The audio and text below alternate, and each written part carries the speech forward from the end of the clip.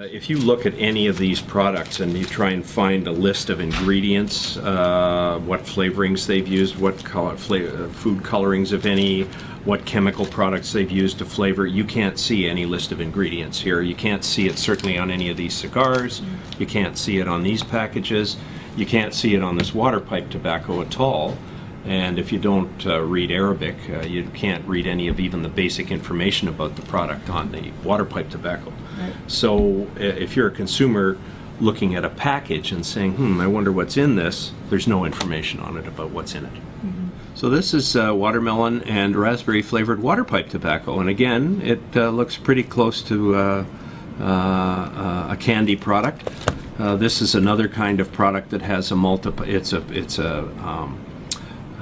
fruit flavors, it says, and it has pictures of various fruits on it. It has the word tobacco there, but it's a little bit misleading. Doesn't look like a package of cigarettes. Same size. These are some packaged cigar products here that are again in various flavors, including these as well. The main groups I think that we're particularly interested in because of their appearance are these, which are called blunts, and these are little flat cigars that are sold individually. And if you look at this, it looks like a gum or a candy product, perhaps a fruit roll-up. You'd have to look pretty hard to see the word cigar on the packaging up here. That's the only place. You don't see the word cigar or tobacco anywhere on the large majority of the packaging here on any of these, as opposed to something like this grape flavored cigar where you do see the word cigar on it, but again it's grape flavored, as are many of these, peach flavor, grape flavor, vanilla flavor. This one's particularly interesting because when you can see through the packaging into the tube, and what's in there looks to be some kind of cylinder with some little pictures on it, so it doesn't even look like a brown tobacco product as opposed to, say, this cigar. So there are many kinds of deceptive packaging. These little cigars, very deceptive, don't look like except that they're single in the shape of a small cigar. They don't look like a tobacco product. They're nice colors. There's no warnings or information on them at all. Neither is there any warning information or ingredient information on any of these products. So you would have no idea looking at them apart from the fact that they're flavored, and you'd presumably know what you were looking for, that these were tobacco products.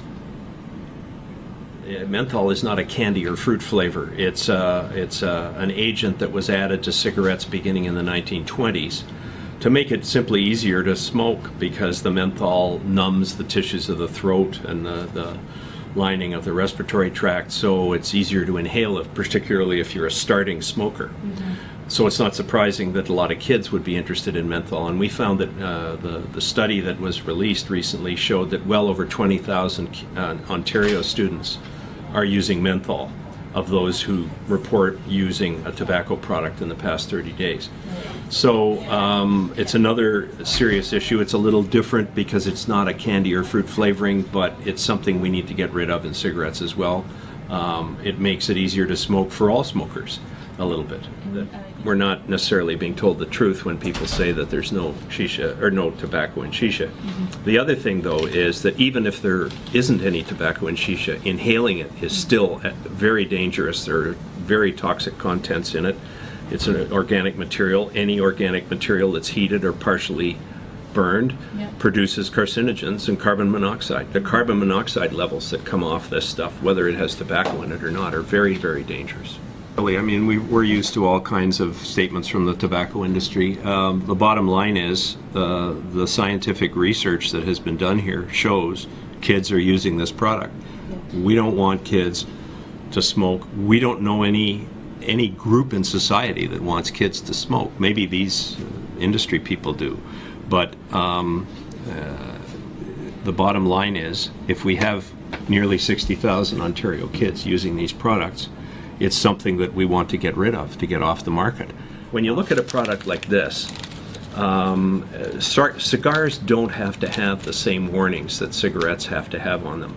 So it would require major federal legislative change, and we don't see any sign of that. But even if you have part of this kind of packaging